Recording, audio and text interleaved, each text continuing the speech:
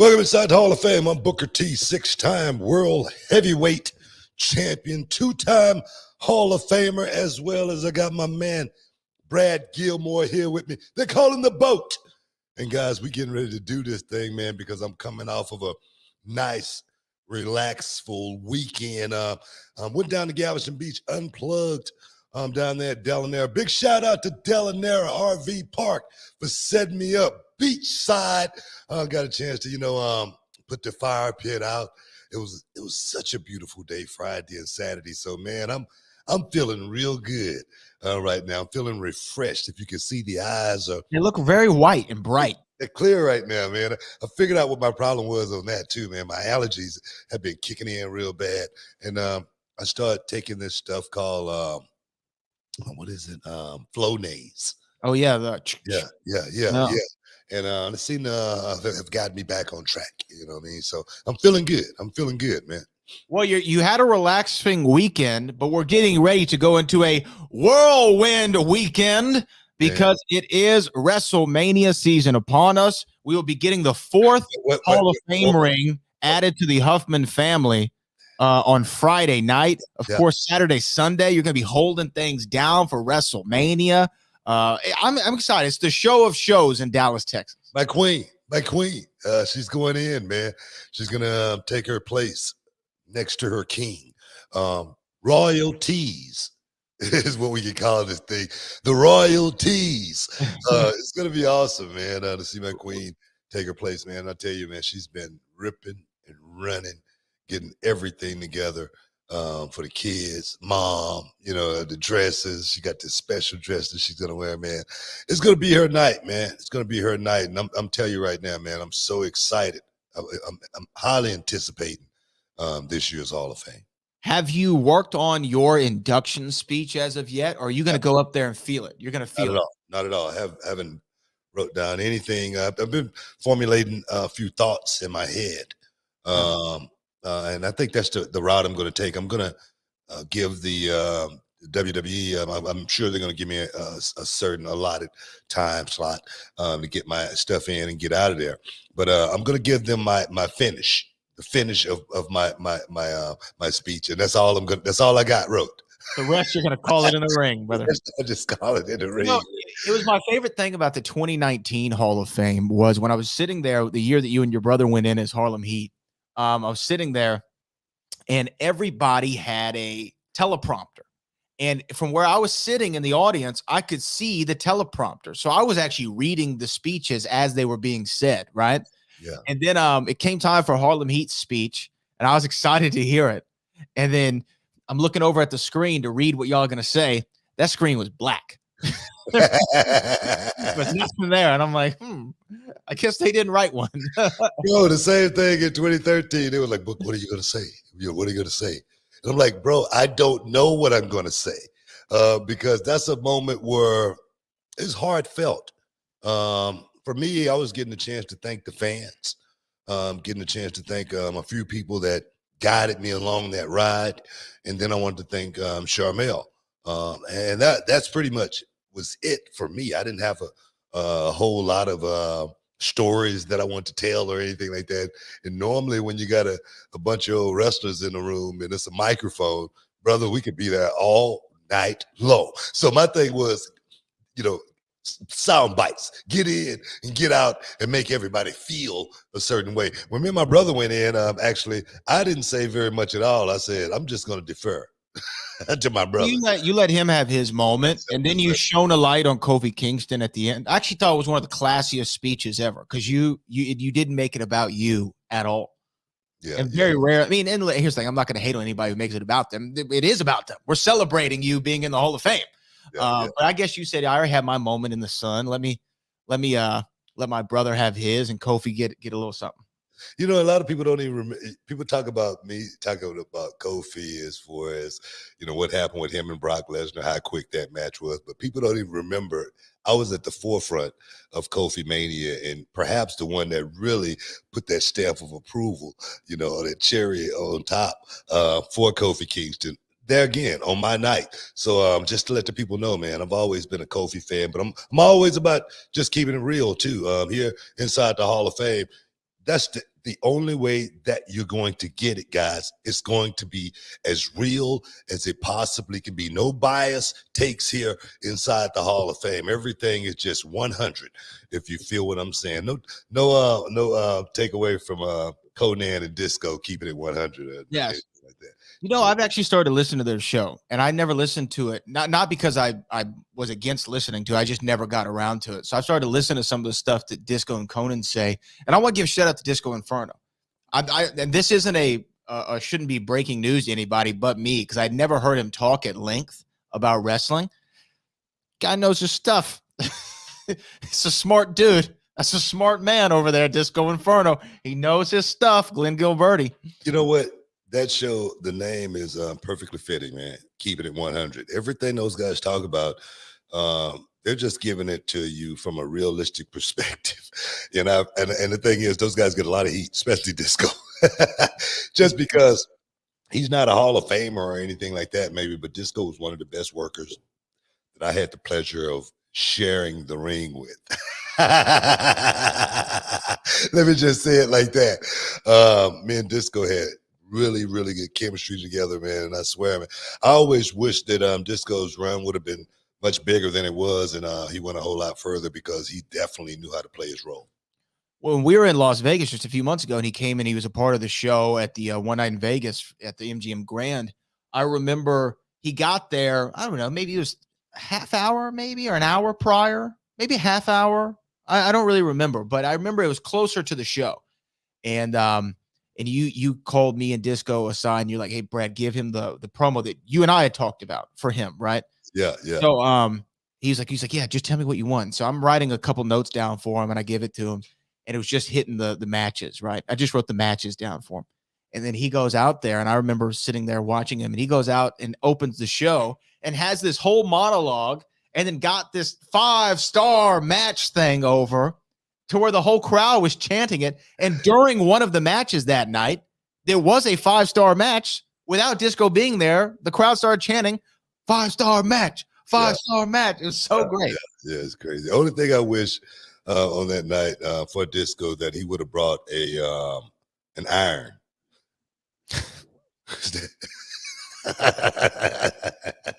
We're just keeping it 100 here. That jacket had more wrinkles in it than a 100-year-old man.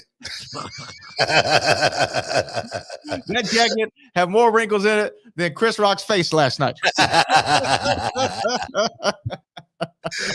I'm serious, man. I was like, bro, steamer. Okay, you can keep one of those little ones in your bag. You know what I mean? You take one everywhere. I mean, you take it anywhere with you. I mean, but that's the only throwback, man. And one thing about this game, man, everybody's not like me, where you got to have everything pressed and perfectly, done. It's like my beard today, man. I got me some new beard product. It looks good. I don't know if you say something about it. Let's get a little closer. It's nice and glossy again, nice and shiny. Just try. Boom.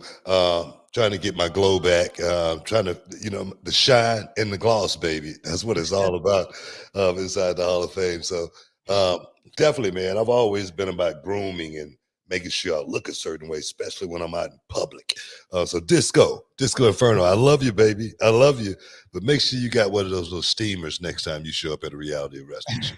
Hey, I know we got a lot to talk about. We got WrestleMania week. We have 2 people going into the Hall of Fame that we have to talk about. Really 3, including the Warrior Award that I want to get your reaction to. Big night at the Oscars last night, which obviously we can't ignore. But one thing I want to ask you before we go to break, you got any words for FTR after Homeboy came at you pretty viciously on Twitter the other day? Yeah, I do actually. But we're gonna take a break. We're gonna take a break first. Before we deal with that little small piece of business. Okay, guys, stick around. You're in the Hall of Fame. We'll be back in a minute. A little bit.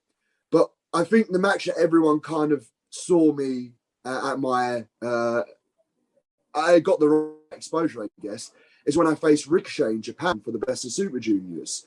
And I think a lot of people saw that match and was like, all right, well, this is what Will does. He's a flippy guy. But I saw the constructive criticism that everyone would say, and I would go, hang on, no, they've got a point. they have got a point. We could have done some stuff different. We could have done this, that, and that different. And then I got in the ring with a guy called Shibata. And in New Japan, like, he was like top, like, do you know what I mean? He's like he was one of the new generation Three Musketeers. And I would be like, yeah, I want to do this, I want to do that, I want to do that. And he looked me dead in the eyes. Like, he just looks at me, he goes, no. Oh, mate, I'm so scared. And he didn't, honestly, he didn't tell me a single thing of what we were going to do until I got in the ring. Yeah. And I was so scared. Can you dig it, sucker? Welcome back inside the Hall of Fame, guys. We're talking about taking care of a little piece of business here inside the Hall of Fame. But before we do, Brad, do we got any super chats? Yeah, we have a ton. We have a ton of. Let's start with the super chats before I take care of that little piece of business. Okay, so we have two that are similar. So I'm gonna read both of them because they have to do with one another, and then we'll continue the conversation. But here's our first one from DJ 1491. That slap last night on the Oscars show. Wow. Looked like a Monday Night Raw segment. I thought when Will won the Oscar, Chris was going to bring Jason Momoa out to give Will the razor's edge off the stage. And then the other one is from Cali Toenail. Will did comedy and still got mad over a joke he himself was just laughing at. If Mike Tyson or Michael J. White was the comedians and did the same joke, he wouldn't have done that crap. Then got the nerve to say he here to love people. So, yeah, I mean, if anyone has been hiding under a rock or off social media for the last 24 hours, the Academy Awards went off last night. Will Smith was poised to win Best Actor and ended up winning it later in the evening. But Chris Rock came out to present the award for Best Documentary, made a couple of jokes about a couple of people in the crowd, including Jada Pinkett Smith, Will Smith's wife, who had a short, buzzed haircut. And he said it looks like G.I. Jane 2. And Will Smith laughed at the joke and then proceeded to walk up to the stage and slap Chris Rock and tell him to keep his wife's name out of his effing mouth. It was a crazy scene, Book. What did you think of it all? Well, you know, like any other wrestler, I'm sure. The first thing that came to my mind was, oh, this is a work. Sure. You know, that's the first thing that came to my mind. And then the more and more, people talked about it, and then we analyzed it even more. So we saw it was a little friction there between, the two.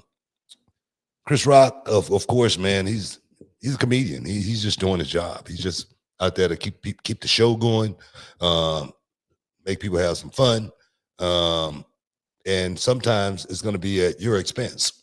That's just the price of being in the room.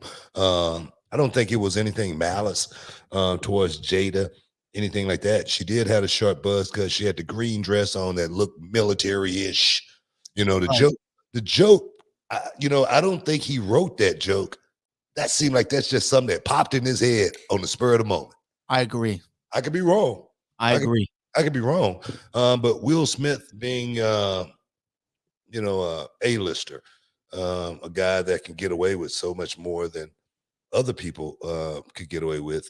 I think he took advantage of that situation. He definitely left a mark on something I talk about all the time. And, that's me being a black man and being able to change my levels. Certain things I might do in public and private, I'm never going to do in public, like slapping Chris Rock. You know what I mean? That's something that I might do, but I'm not going to let, my peers and most of Will Smith peers are white people. Okay. And I'm just being straight up. I'm never going to let them see what a lot of times they think of us, that we're just angry black men.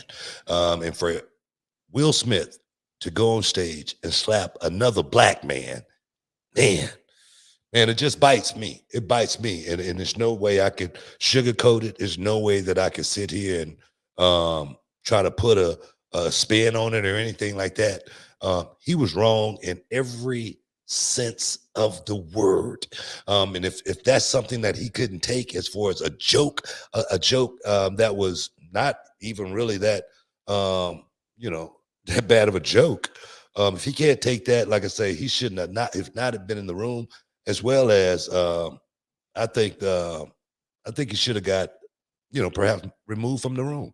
I'm serious. Just because he made a whole lot of black people look real stupid last night. He really did. I can't speak to the how it would look for you saying as a black man it let you down, but I can say as somebody who looked up to Will Smith, the same way that I looked up to the wrestlers growing up. Fresh Prince of Bel-Air was something I watched every single day of my life. The Men in Black movies, Wild Wild West, all the Will Smith movies, right? That was my generation, and to see him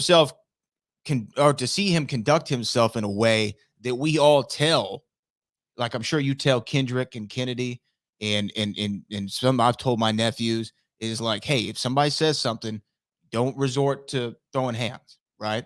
Assess the situation and have a conversation first, especially in that situation. And look, I know apparently Jada Pinkett has alopecia. I did not know that prior to this event happening. I didn't know that she had a condition to where her hair was falling out and things of that nature. If I didn't know it, and I'm somebody who pays attention to the social media world and the pop culture world, I'm going to say that we can at least say it's a possibility that Chris Rock didn't know. And if he did and made the joke, okay, maybe I understand a little bit more why you were disturbed by it, but still not to the point that I'm going to walk up to the stage while you're presenting and slap the taste out of your mouth. It was just so out of pocket. Like, I can understand if Will just didn't laugh stone face and said, look, I'm going to see you backstage in a minute. Like, we're going to get our 5 minutes. Like, if he felt like he needed to put hands on him, okay, sure, whatever, right? But not in front of the world. Because what message does that send to the young people? What message does it send to other comics, right? Because he's a comedian. We went to that Mike Epps show, right? Imagine if that Mike Epps show was this weekend and Mike said, was playing around with somebody in the crowd and he said something they didn't like and they just got up and smacked them, right? I mean, Will Smith might have just put the battery in a lot of people's backs. And I think that he stepped on his own moment. But let me ask you this. What do you say to the people who say, hey, man, he said something about that man's wife. If you say something about my wife or kids, that's off limits. Like Jorge Masvidal, right? Right. Yeah. What do I say about that? Mm-hmm. I say it's pretty stupid. I don't think he said anything out of line about his wife to the point to where the guy should have got up and slapped him, on live TV at the Oscars. Me personally, I could be wrong. Okay, this happened. Say again. It's so crazy this happened. I still can't believe it. Yeah, I could be wrong, but I don't think it was anything Chris Rock did warranted. Even the joke in 2016 where he said, she boycotted the Oscars, and last time he heard she wasn't invited. Yeah. You know what I mean? Okay, it was a joke. It's funny. And it is funny. I'm sure everybody in the room laughed about it. Is it a joke at the expense of Jada Pinkett? Oh, of course it is, but that's what comedians do. It's the Oscars. Like, you need to expect that you're going to be picked on a little bit, especially if you're probably going to win an award that night. They're probably going to pick on you a little bit.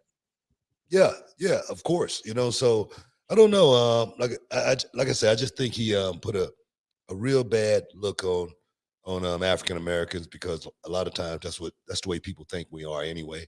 They think a lot of us, not a lot of us, all of us, have that in us to where the first thing we want to do is, go and throw hands. And my thing is, I'm all about protecting myself. I tell my kids, if somebody, hits you, you make sure you protect yourself.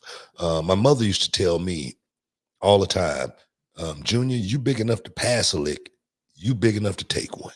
And that right there, that one statement that my mother told me, it set me straight as far as putting my hands on people. If you big enough to pass a lick, you big enough to take one. So that right there, like I heard earlier, Will Smith could have got his ass kicked, because that shot that he threw at Chris Rock didn't even move. He didn't even flinch. It didn't knock him off. I mean, he he was more surprised about the shot than being hurt or anything like that. And then if you look at Will's body language, he looked like he ain't never been in a fight before other than the Ali movie. You know what I mean? Or the fight, the opening credits of The Fresh Prince of Bel-Air. Exactly. On one little fight, his mom got You know what I mean? So my thing is, I don't know, man. Like I say, I just think he definitely put a bad look on the brothers as far as that goes, especially to have, someone like Denzel in the house, having someone like Denzel trying to calm you down. Yeah. That's just a bad look. And like you said, more than anything, that stepped on his moment. And you know what? Like you said earlier too, when Chris Rock made the joke, Will Smith was laughing. He was laughing. Until he looked over at Jada and she was rolling her eyes.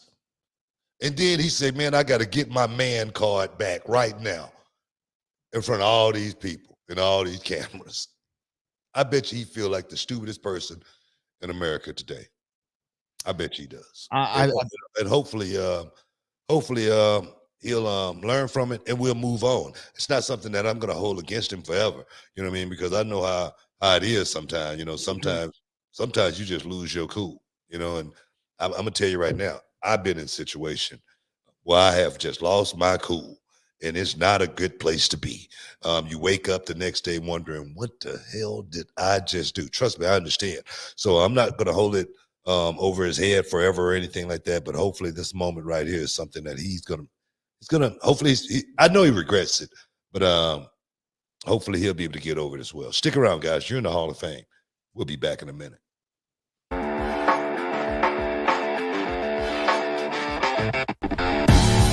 My name is Dan Miller, and I'm trained to be a professional wrestler here at Reality of Wrestling. Professional wrestling has been part of my life for as long as I can remember. Growing up, I would have the toys, I would have matches with stuffed animals, I had a little paper championship. I always had that voice in the back of my head saying, can you do this? Can you really be a pro wrestler? And one day that voice got so loud, I just had to know.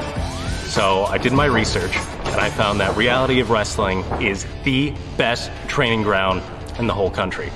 You could sit down and turn on the TV every night of the week to watch pro wrestling, and you'll see someone who got their start in this ring.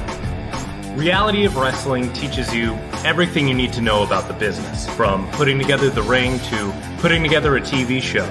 This is a place where you can come and work on your fundamentals, work on your body, work on your interview skills. This is a one-stop shop for everything pro wrestling. If you have that voice in the back of your head, now is the time to find out if you have what it takes here at Reality of Wrestling.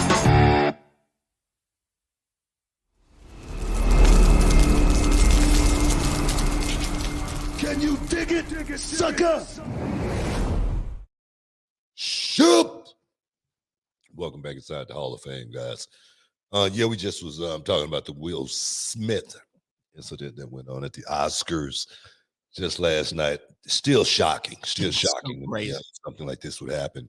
There again, so shocking to the point where as soon as I saw it, I go, this is the work. I thought it was part of the show, and I'm sure a lot of people thought it was a part of the show, especially when Chris Rock didn't move. It looked like one of those old cowboy shots. He did. Oh, you know what I mean? You throw the punch, you turn the head at the same time. That's what I thought it was. But I'd say this, man. There again, hopefully the brothers can patch the thing up and move forward. Well, I mean, we have another super chat on it, and I want to get to it in a second. But let me ask you one other thing. I mean, you said you felt like they should have Will should have been escorted out. Yeah. Yeah, I thought it was a little odd that you can go slap one of the presenters right in the mouth, cuss him out on live TV, and still get to sit there for the rest of the night and just chill. Let's just say let's be frank, man. That was assault. That's what that was on national television. Sure. Okay. It was assault. When you put your hands on another person without them wanting you to, that's what that's called under the law, assault. And he got a chance to do it and then go back to his seat, then win an award, and then go and make an acceptance speech, and then don't even apologize for slapping the guy but he apologized to everyone else. Yeah. Me personally, yeah, I thought he should perhaps, been removed at the least. And would that have put a black eye on the academy? Probably.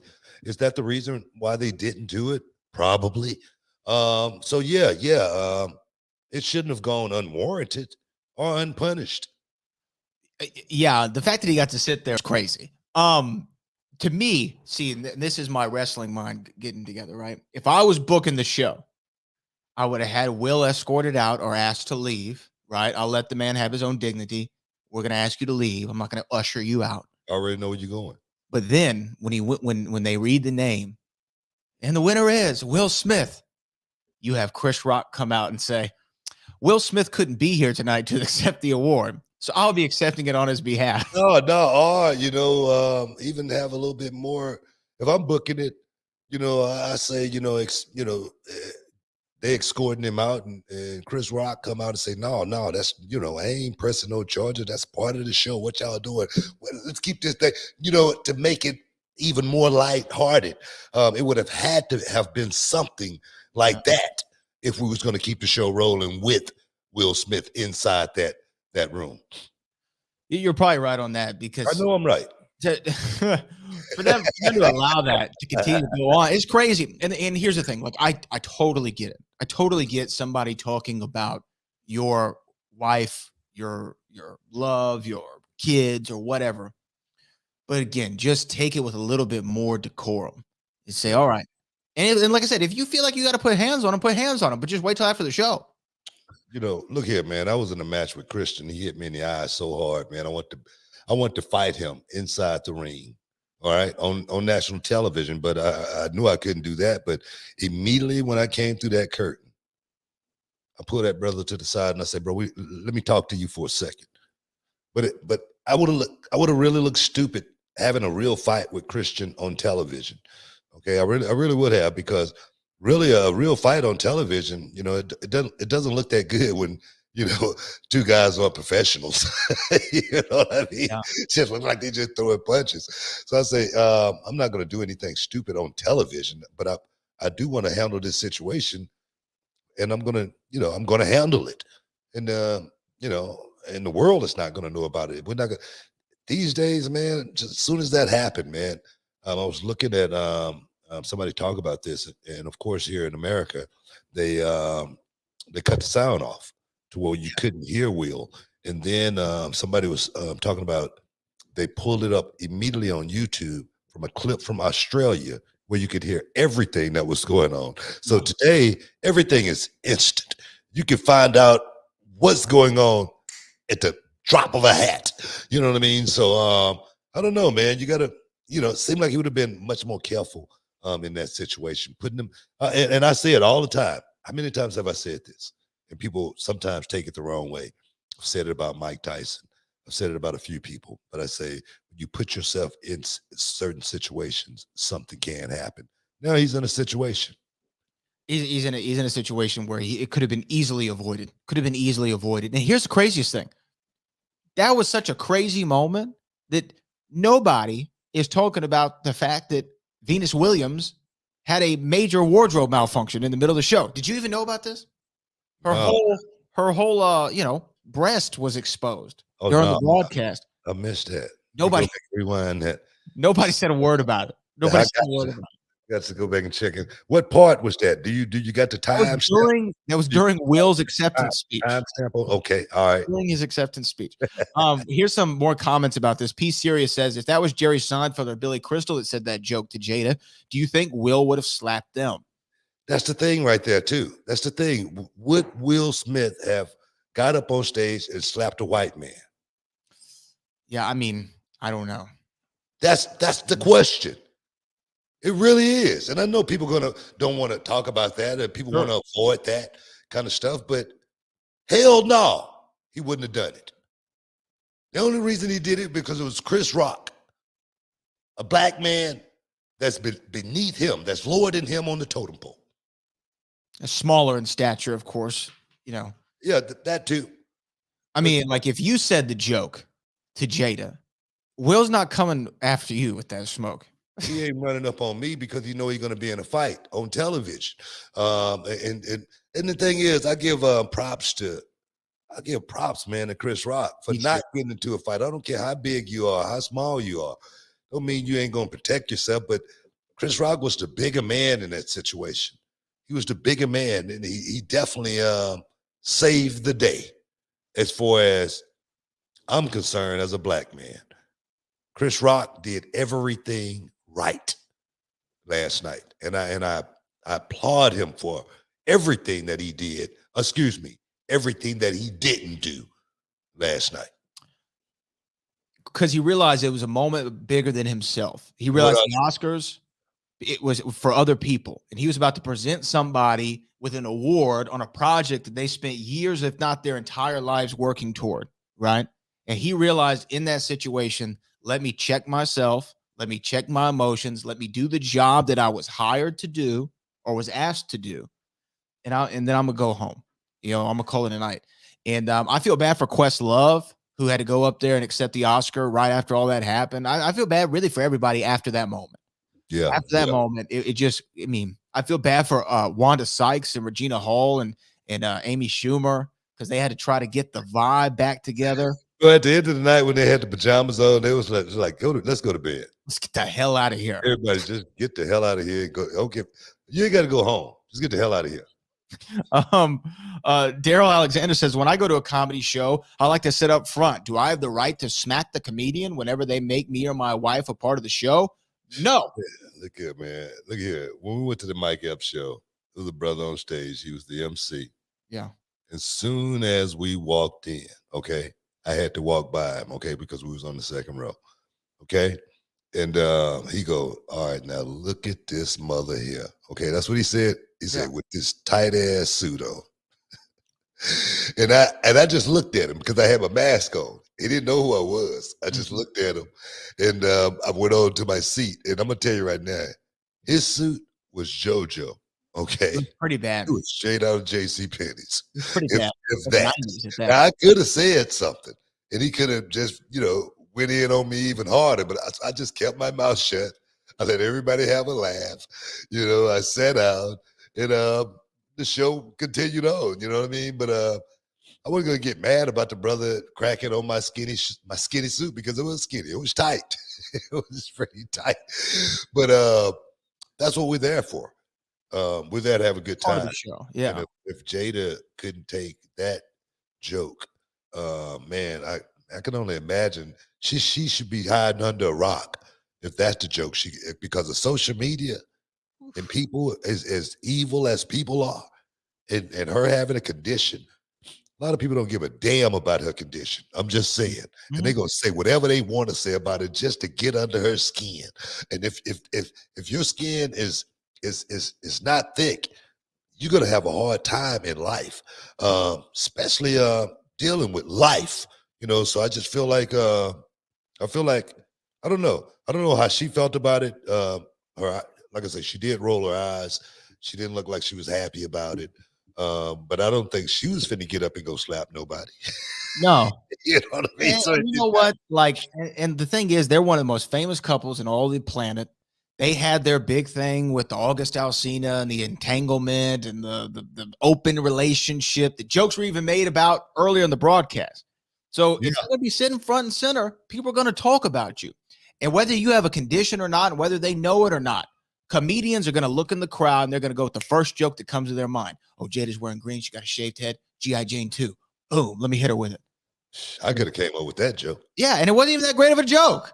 I really wasn't. I mean, I could have came. It was such a simple joke. Like I said, it seemed like he thought of it on the fly. Yes. I could be wrong. No, you're right. I could be wrong, but I just feel like it was taken totally out of proportion by Will Smith. And like I said, we'll see what's going to happen in the future. The Academy right now, they're meeting, trying to figure out exactly what they're going to do about the situation. So we'll figure it out sooner or later. Stick around, guys. You're in the Hall of Fame. We'll be back in a minute.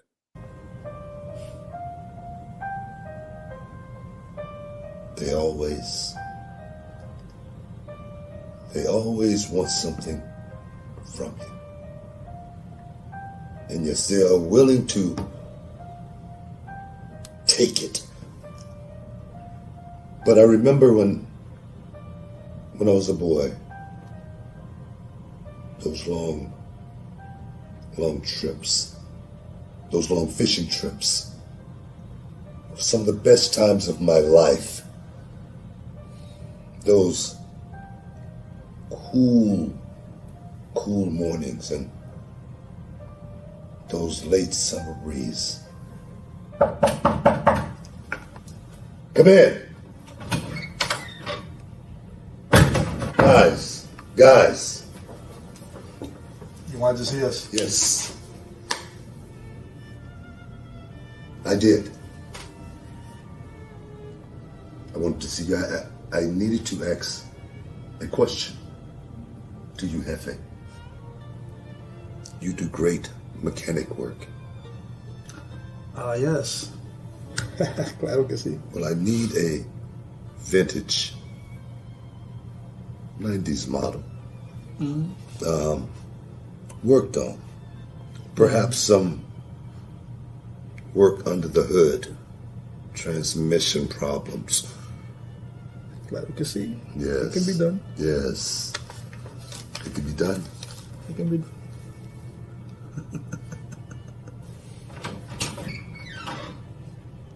Now it's time to reel in the big one.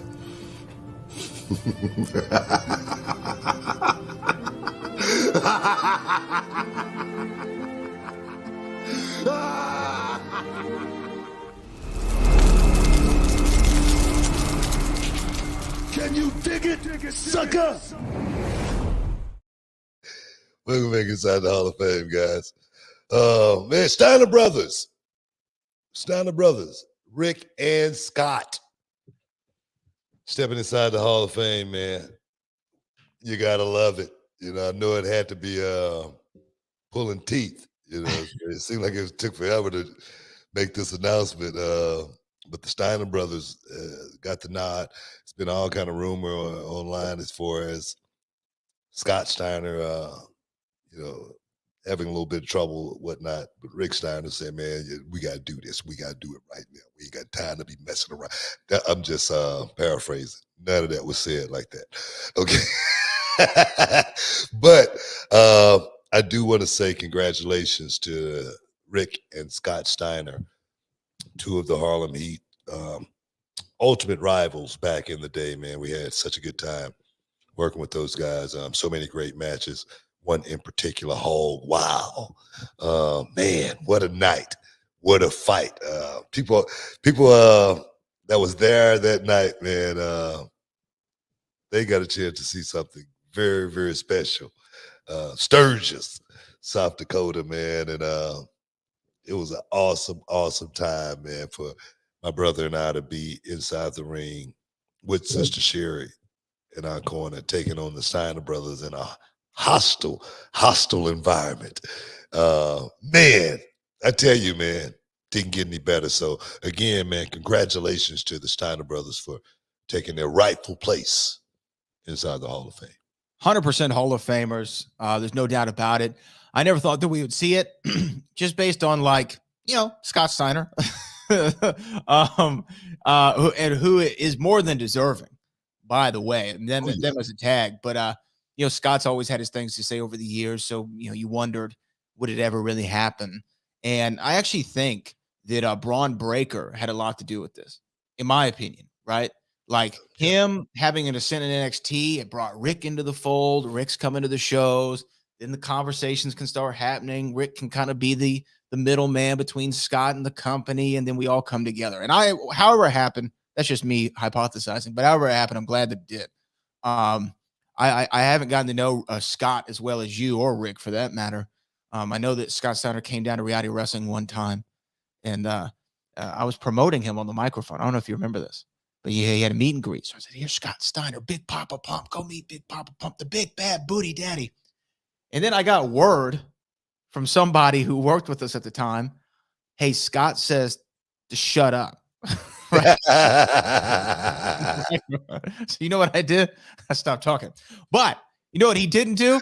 He didn't come over and slap me, which I really appreciate. Yeah, right. Heck Really yeah, appreciate man. that. So shout out to Scott Steiner. Oh man, I can say Rick Steiner, Scott Steiner, man, those guys were two of the best that ever Yeah. did it as far as tag team wrestling goes. And I'm just happy to see those guys go in, man. Losing Scott Hall definitely, I think it gives a little bit of clarity to situations like this for someone like Scott. I would hope anyway to know that we're not going to be here forever, and to have that one chance to say thank you to the fans that was behind you the whole ride, all the all of his freaks, definitely they want to be there just to be able to celebrate that moment. Freakzilla. No, I'm serious. You know what I mean? And you don't really think about. I'm sure that's not something perhaps Scott think about too often as far as man. But one day, when you sitting, there alone and nobody's around, no cheers or anything, and you reminiscing those old times, and you realize you didn't get a chance to thank the fans for that ride. Mhm. You realize it means something to you. So I just hope Scott take advantage of that moment and tell those fans, man, what he really felt about him all of this time, because man, he was truly one of the best in the ring, and the fans treated Scott like he was one of the best in the ring. I would say, just say for instance, in WCW, Scott, I'm sure wanted to be in that world title picture a whole lot more. And the thing is, did he get a fair shake as far as that go? Probably not. Okay, probably not.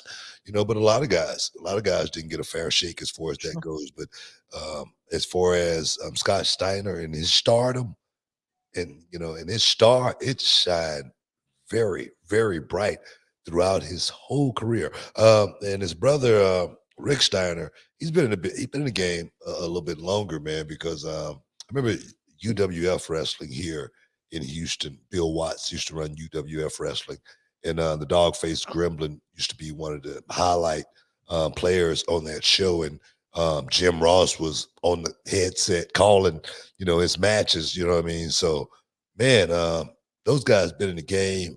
Their body of work, the work that they put in, man, is second to none. So I'm just, like I say, glad to see that those guys getting a nod. The Dog-Faced Gremlin, one of the great nicknames in the history of wrestling. I never knew really what it meant, but I always liked it. Sounded cool. The Dog-Faced Gremlin. You know what? I wonder if he thought of that of, like I say, Jim Ross started that, because Jim Ross, he was high on the Dog-Faced Gremlin. It's a great name. I just want to say it as many times as I possibly could in the broadcast. Yeah, and there again, I don't know what the hell the Dog-Faced Gremlin means either. I mean, it just, but what I hear on the what did I hear on the record? That's one of the Kanye songs. What does it mean? It doesn't mean anything, but it's provocative. It gets the people going. Nobody knows what it means. It's provocative. It gets the people going.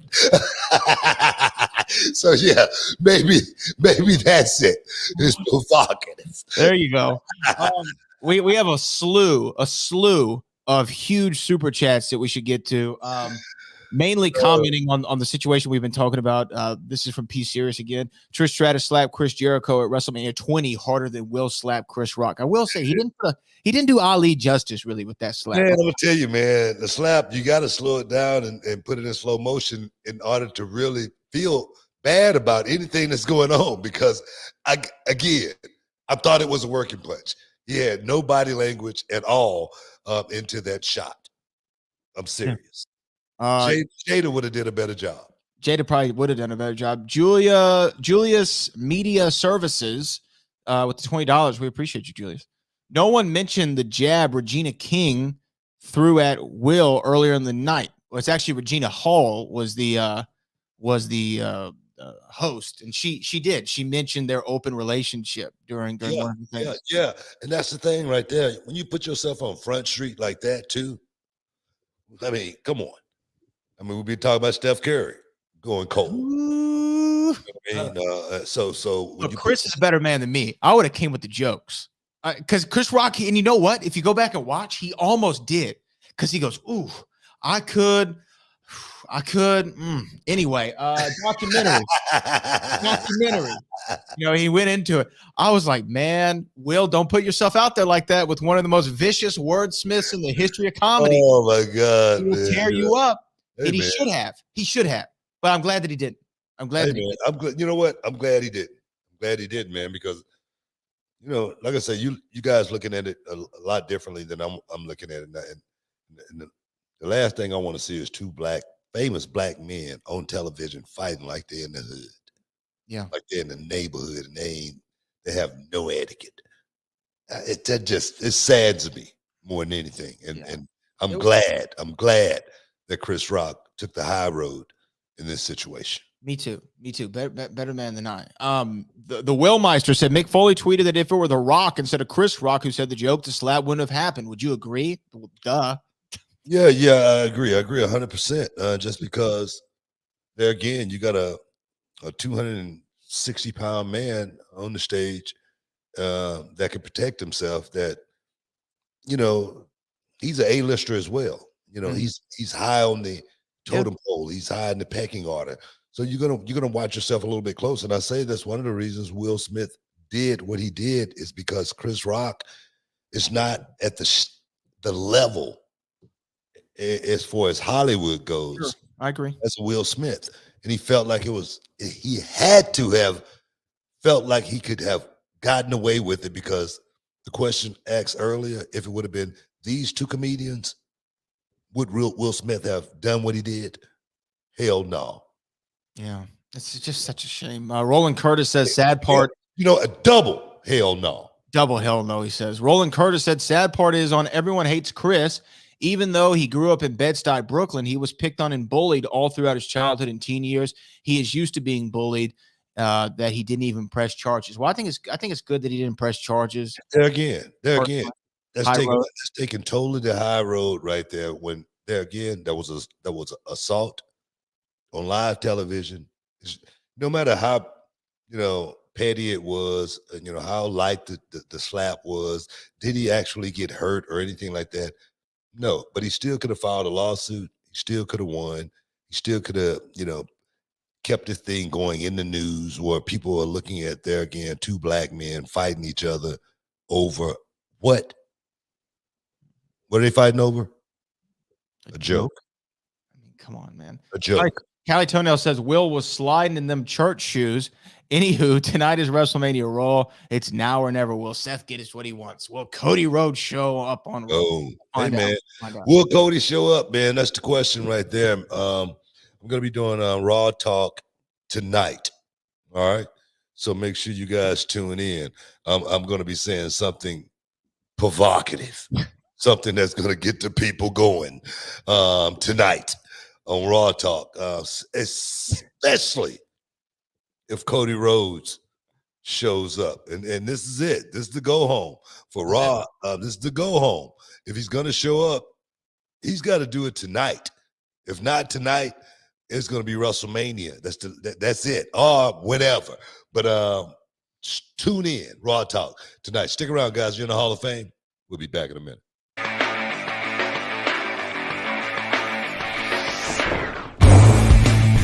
My name is Nathan Wasser, and I'm from Toronto, Ontario, Canada. I came down here to Reality of Wrestling to improve my training and get myself more experience learning from the absolute best. It's intense. It's hard. You got to leave your ego at the door and come in with an open mind. The way they do stuff here is the next level. But if you do that, you'll end up bettering yourself in the end, and you'll improve, and you'll be able to work anywhere. Nathan, he's an unbelievably awesome student. I'll tell you why, right? For a few reasons. Number one, the man packed up all the way from the Great White North to move down here to the U.S. to train because he wanted to learn from one of the best. But what's even more impressive, on top of the fact that he takes care of his body, he works hard, is the fact that he was trained by a very reputable trainer and yet still comes down here humble, hungry, ready to work and ready to learn, and not coming in here acting like he knows everything or that he's too rigid in his ways. Booker's knowledge will help you get to whatever goals you want to do if you want to be a big star in this industry. My end goal is to be in WWE. Coming down here to Reality of Wrestling, I feel is the best opportunity for me to get there. So I'm going to do whatever it takes. I can promise you, when you come to Reality of Wrestling, it will change your life. You will not regret it.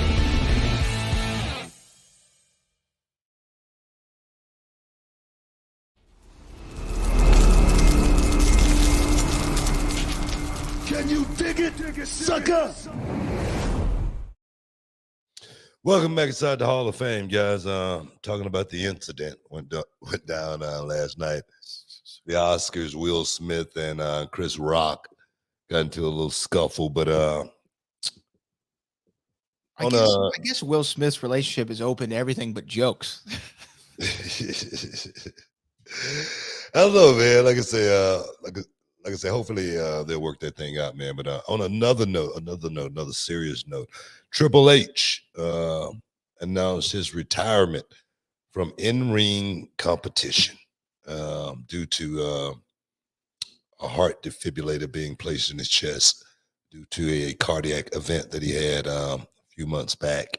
What do you think about that, man? Triple H put a lot of work in the ring. He definitely his body of work stands the test of time as far as a Hall of Fame. He's definitely a first ballot Hall of Famer. Yeah. What do you think about the announcement and Triple H having to permanently step away from the ring? You know, it's upsetting because it's not on his terms, right? You always want to be able to walk away based on something that a decision that you have made, not one that's made for you. But it seemed like he was at complete and total peace with it.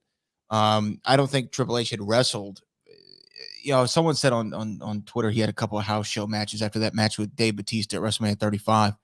But I think that he had probably put that side of his career in the backseat anyway. I think the bigger thing is I'm glad that he was able to get the help that he needed when he got it. Because had he waited any longer, from what it sounded like that he told Stephen A. Smith, it would have been a wrap for Triple H. He literally said, I was at the 1 yard line of the place that you don't want to be, getting put under an anesthesia, wondering if I was ever going to wake up again. I mean, that's how serious that situation got for him. So I'm glad that he got the treatment that he needed. And yeah, obviously a first ballot Hall of Famer. I can think of so many moments from Triple H's career that are iconic, especially his work with DX and Shawn Michaels. And that was the era that I thought was my favorite Triple H. And this guy, last time we were in Dallas for WrestleMania, he was the main event of WrestleMania, right? With him and Roman Reigns. Yeah. We had something from Virgil Dawkins who said, can we talk about how Triple H is actually one of the greatest superstars of all time, but doesn't get the credit because of his connection to the McMahons? I know that people always are going to bring that up, the fact that he got the position that he was because of Stephanie and things of that nature. I think he would have been the star that he was regardless, in my opinion. I mean, to what degree you can debate, but would he have been somebody who the company focused around, especially after Scott and Kevin left and Shawn left and they needed to elevate different guys? It was him. It was Mick Foley. It was Steve Austin. It was The Rock. It was Big Show. It was Kane. I mean, that they needed to go to those guys, and they all picked up the ball and ran with it in the Attitude Era. You're 100% right, man. Triple H would have been a star, no matter if he would have married the boss's daughter or not. Would he have been as wealthy? That's another story. But as far as being a major player in this business, he was one of the guys before he ever married Stephanie that was on the front line in that war against WCW, and he was one of the main players as far as one of the main reasons that thing got turned around. And I say that because I was a guy in WCW, and I was watching WWF at that time on Monday nights, and the guy that I would see in the ring putting in work every week, it was Triple H. The guy that was pretty much willing to go out there and put his body on the line, literally day in and day out. I used to watch, like I say, on Monday nights from a WCW arena sometimes, and I would see Triple H, busted up, bloody, doing the pedigree on the stairs or taking something on the stairs. And it was wild, man. And I was like, God dang it, I wish I was there. That's what I was saying when I was in WCW. When I was on top of my game in WCW, I was wishing I was in WWF doing the stuff that those guys were doing, because it made me feel so alive as far as this business go. And there again, man, Hunter was right in the middle of all of that every time, so yeah, guy was definitely mainstream mainstream product as far as this business go. Can't take nothing away from Triple H, no matter what his position became. You cannot take away anything from what that guy did. And people can, of course, they're going to judge me for saying that, losing to him at WrestleMania. Booker T just, no, man, I just give credit what credit is due. I'm 100% about my opinions about things. And hey, if it was anything different, my mother, she always told me, if you ain't got nothing good to say about somebody, you don't say nothing at all. So I would have just laid out and say, hey, man, just glad you're all right. Yeah, I mean, That's what I would have said. That's what I would have said. But I'm bigger than that. Yeah, don't do like, I don't know if you saw, but Ryback was one of the guys who took a shot at, used this as an opportunity to take a shot at Triple H on Twitter. He was trending on Twitter because of that. I just thought it was low class. And I don't know Ryback, but he seems like a good guy. But you just don't take a shot at somebody when they're down, in my opinion. And like I said, your mother's advice is the probably best advice you can give anybody, right? If you don't have anything nice to say, keep your mouth shut. Aaron C. said, I had a chance to see Triple H versus Randy Orton at a house show in Stockton, California, and that match so good it felt like a pay-per-view. Well, I'm sure that, especially with those two guys, they're not going to go out there and play around. They want to give what, like you say, like what Aaron just said and what he just did was why y'all do this, right? It's not about y'all. It's about the fan. Make it a moment for the fan. Yeah. Aaron was so caught up in the magic that Triple H and Hunter and Randy were making that this was like a pay-per-view. Oh my God. And he remembers it to this day.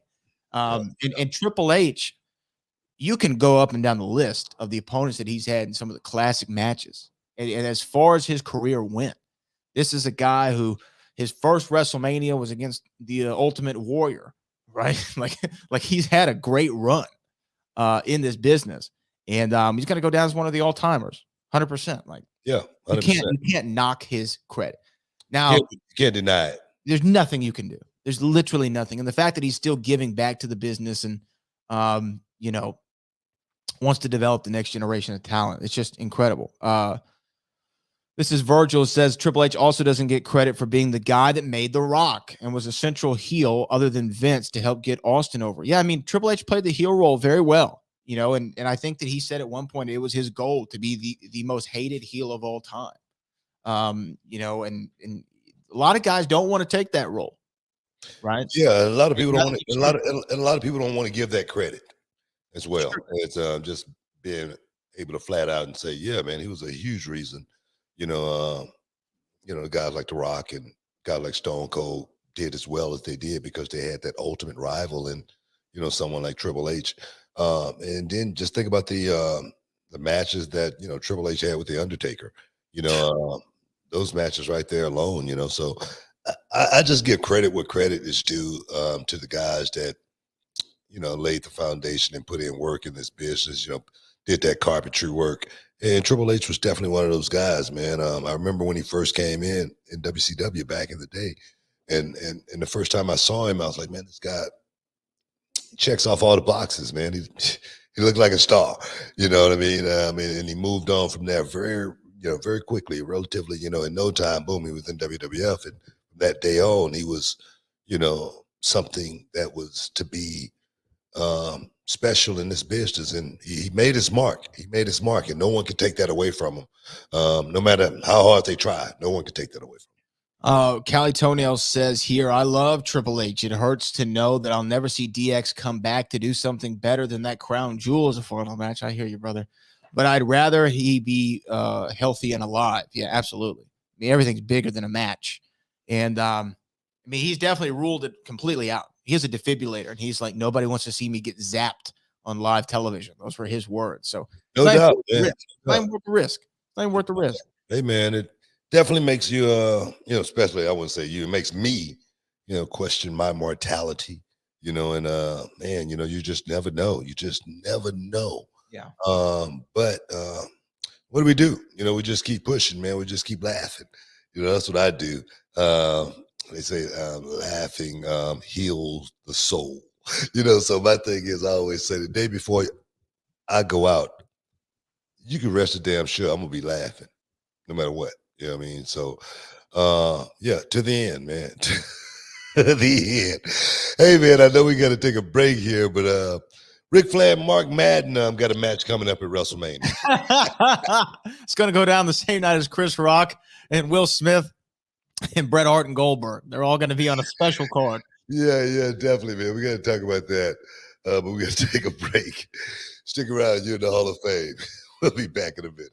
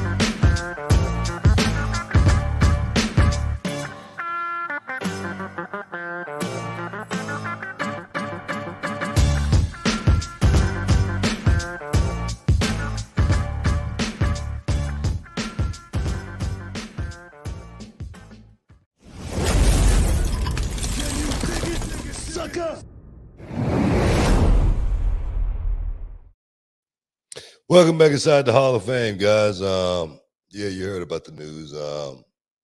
Ric Flair and Mark Madden had a big split up on their new show that new podcast they've been doing here as of late. Last, I don't know. But before we get there, we'll talk about Ric Flair and Mark Madden in a second because this is our last segment. FTR. I know we opened the show talking about FTR and FTR. Dax Harwood, right? Mm-hmm. He called me out and actually said that, hey, this, that, whatnot, and the other. They are willing to do this. They don't have to answer to anybody. If anything, I got to answer to my daddy. And let's just get that straight real quick. I don't have to answer to anyone. Of course, I work for a company, and they treat me very well. But when it comes times to having to deal with someone on a personal level, like Will Smith, I will slap the taste clean out of your mouth. But my thing is this. I can't make my brother do anything, all right? I can't make Harlem Heat reform and like old school, like back in the day. But I just want to put this out there. And Dax Harwood, I want you to know personally, I have nothing personally against you, but as far as stepping inside the square circle and schooling you, I love to do that. I see you are a student of the game. You're like a throwback to back in the day. Remind me of, Orrin Anderson and Ole Anderson, Minnesota Wrecking Crew back in the day. But even a wrecking crew can take the wrecking ball. So my thing is this: if my brother cannot step up and be partners and we get this done, may I have a partner of my choosing and we still get this done. Or Dax, you and I handle this like men, like pugilists, one-on-one. Let me know. Hit me in the DMs. Wow. Well, there you go, man. Whoa. I like this. I like when you start talking spicy. And here's the thing. We are part of the business of pro wrestling. So in this industry, unlike the film one, you could slap somebody and get away with it. Oh, yeah. Well, I guess if you're Will Smith, you can slap somebody and get away with it anyway. But I guess I didn't think about that one. Yeah. But I can't wait to see. You know what? I can't wait to see this matchup though. Can't wait to see this matchup. Dax Harwood. If it was to happen to go down like this, inside the square circle with Booker T, 260 pounds of romping, stomping, grave digging destruction against Dax Harwood. What do you think is going to happen there? How do you think that's going to turn out? I don't think it's going to go out well for him. It's not going to be pretty. It's not going to be pretty. I just want you to know that. Just want you to know I'm not one of these guys, sitting around with a, knitting a blanket or anything like that. Okay, I'm not doing that. All right. So if As opposed to Stevie Ray, who was probably knitting a blanket, is that what you're saying? Like, what do you mean? I'm not saying that at all. I'm just saying I'm not the one. I'm not the one. I'm still capable of handling myself. More importantly, protecting myself. So if you want it, you can get it. Just let me know if there's something that please you if you want to do something like that. Wait, I gotta know. Look, first of all, I want to see this match. But I also gotta know what wrestler do you know who's sitting at home knitting the blanket? Like that was a very specific thing for you to say. No, what I'm saying Who's is knitting the blanket. what I'm saying is I'm not one of these guys that are just waiting around to die. Okay, I still got a lot to do. I still got a lot to do in this world, and to be able to do those things, preparation is the only luck that you're gonna have. So before this session, I was in the gym training. After this session, I got Raw Talk tonight. So I'm going to be in the gym for 3 hours doing Raw Talk tonight. Just training, watching Raw Talk, getting ready for watching Raw, getting ready for Raw Talk, getting my notes down. But I'm going to be training. So it's not like I'm just sitting around the house doing nothing. Okay. I'm hitting the bag. I'm in the swimming pool. I'm on the golf course, so I'm very capable of protecting myself. So if this pleased the fancy of Dax Harwood to even, have the slightest thought to, say, hey man, this might be a good idea. Step in the ring with Booker T. Let's see how this thing play out. I think this might be a good idea. I love it. Think about it. Think about it. All right. All right. Just think about it. And don't talk about who we got to answer to or anything like that. We know right now we ain't got to answer to nobody. We can do this. All right. So as well as I got a perfect gym right here, Reality of Wrestling, 10,000 Emmett F. Lowry Expressway, Booker T World Gym Arena, one of the best arenas and gyms you're going to see around the country. We do shows every month. Got a show coming up here real soon. If you want to jump in on it, you want to do something, you want to step in the ring with Booker T, one-on-one. Your partner can be in your corner. I don't care. You want to step in the ring with Booker T. You know what? You two guys, I'm not going to even say that. I don't want to disrespect you. All right. But one-on-one, you and I, let's get it done. I like it. Now, if you feel froggy and you want to you want to beat them both up, but you just need somebody standing in the corner. I'm really great at standing. Like I'm highly proficient. Look here, man. Let's keep you far away from the ring as possible. All right, do that.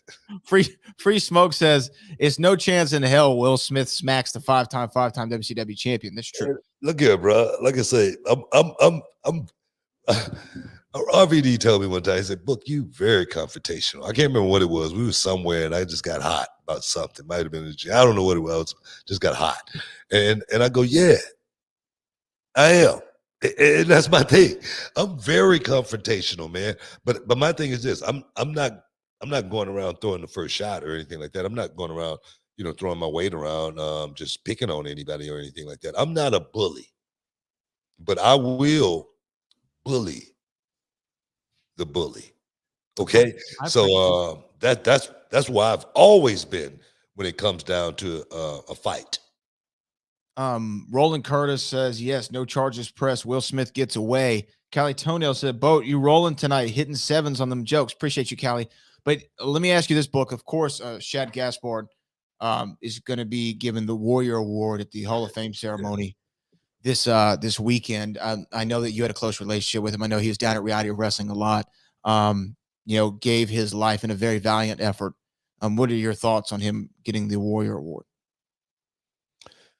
think it's great, man. I think it's great. You know, of course, I got mixed emotions when it comes to Shad because he should still be here. He still should be here, man. Young dude, um, so much life still left in him, and to be taken, you know, like that, man, it's just so freaking hard. It's just really hard because, man, he should still be here. He should still be here. He should not be accepting the Warrior Award, or his family shouldn't be accepting it for him now because he should still be here. And it's just sad when we lose one, you know, because we lose a lot of them all the time, okay? But it's normally due to old age, you know, the way they wrote their life, you know, partied hard, burned the candle at both ends, one of those type of deals. Shad wasn't that guy. He just was a guy that was out having fun with his son, and the sea took him. You know what I mean? And it's just sad. It's just sad. But I'm definitely glad that he is going to be honored at this year's award ceremony. Yeah, so same as I, and I just like that he's going to at least be immortalized and remembered always for the heroic actions that he took. I know this is our last segment, book. And before, we've been talking about this Will Smith thing, and I just think it's apropos that we read a statement that Will Smith just put out regarding this. Do you want to hear this? Let's do it. This is breaking right now in Variety. This is what Will Smith said about last night's incident with Chris Rock. Violence in all of its forms is poisonous and destructive. My behavior at last night's Academy Awards was unacceptable and inexcusable. Jokes at my expense are a part of the job, but a joke about Jada's medical condition was too much for me to bear, and I reacted emotionally. I would like to publicly apologize to you, Chris. I was out of line and I was wrong. I'm embarrassed and my actions were not indicative of the man I want to be. There is no place for violence in a world full of loving kindness. I would like to apologize to the Academy, the producers of the show, all attendees, and everybody watching around the world. I would like to apologize to the Williams family and my King Richard family. I deeply regret my behavior has stained what has been an otherwise gorgeous journey for us all. I am a work in progress. There you have it. There you have it. Yeah. What do you feel about that? PR, man. Mm-hmm. That's all that was. That just was a PR statement. Yeah. And because if you could say that, you know, violence is, you know, whatever you said there. Never the answer. Yeah. If you could say that and then make that walk for a comedian making a joke. I didn't think it was about his wife's medical condition. I didn't hear him say, your wife, Patricia.